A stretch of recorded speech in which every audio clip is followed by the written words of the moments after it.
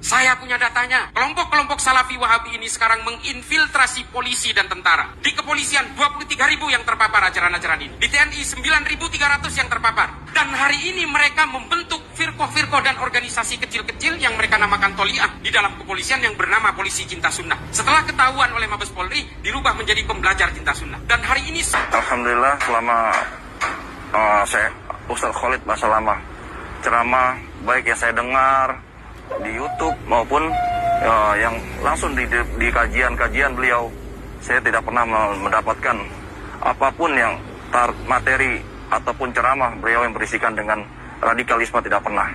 Malah justru beliau mengajarkan kita harus menentang pada radikalisme itu tersebut. Pertanyaan pertama saya kurang paham, jadi saya melonjak kepada pertanyaan yang kedua yang mungkin lebih saya pahami dan mudah-mudahan lebih bermanfaat.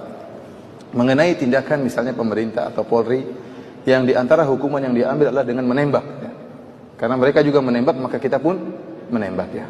Sebelumnya ingin saya jelaskan bahwasanya akidah Ahlussunnah dan ini dijelaskan dalam buku-buku para ulama, ya. Saya tidak bicara omong kosong tapi dari buku-buku mereka, bahwasanya taat kepada pemerintah bagaimanapun kondisinya selama pemerintah tidak kafir.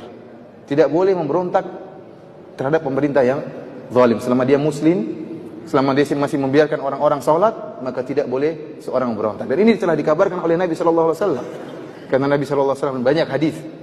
Sayakunu umara fikum, akan ada pemerintah-pemerintah di antara kalian. Qulubuhum qulubus syayatin fi juthmanil ins. Hati-hati mereka, hati-hati syaitan. Namun dalam tubuh manusia. Akan ada pemerintah yang model seperti ini. Entah sudah ada atau akan ada. Wallahu a'lam. Kemudian Nabi SAW juga dalam hadis yang lain mengatakan syiraru a'immatikum alladzina yal'anunakum wa tal'anunahum wa yad'una 'alaikum wa tad'una 'alaikum. Seburuk-buruk pemimpin kalian adalah para pemimpin yang melaknat kalian dan kalian melaknat mereka. Dan mereka mendoakan kecelakaan bagi kalian dan kalian juga mendoakan kecelakaan bagi mereka.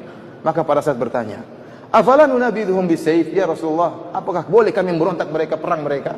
Kata Rasulullah SAW, "La illa an tarau kufran buwahan indakum minallahi fihi burhan." Tidak boleh.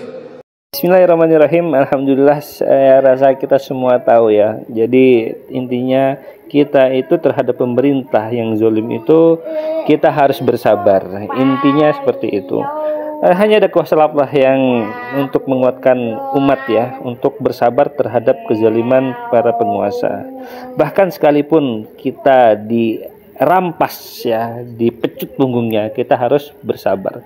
Itulah prinsip daripada manhaj salaf terhadap pemerintah. Pemerintah kita selama ini tidak pernah melarang kita sholat, tidak pernah melarang kita melakukan segala amal kebajikan yang sudah diperintahkan agama kita. Pemerintah kita itu hanya berkutat pada masalah kekuasaan saja. Jadi kalau ingat perkataan Hasan Al-Basri ya, dengan Khawarij itu tentang pemberontakan, maka sesungguhnya yang memberontak pemerintah itu adalah orang yang sengaja atau ingin merebut kekuasaan, bukan karena agamanya. Barakallahu fikum. Inginkan. Ya. Lantas bagaimana kalau ternyata pemerintah kita tidak kafir? Seorang yang muslim, yang juga sholat, dia punya kekurangan ya wajar. Dia punya kekurangan ya wajar. Kita berusaha menasihati dengan cara yang baik. Coba kita bayangkan seandainya di negara kita tidak ada pemerintahnya. Lampu merah mati semua, kira-kira gimana? Berantem orang di jalan. Polisi tidak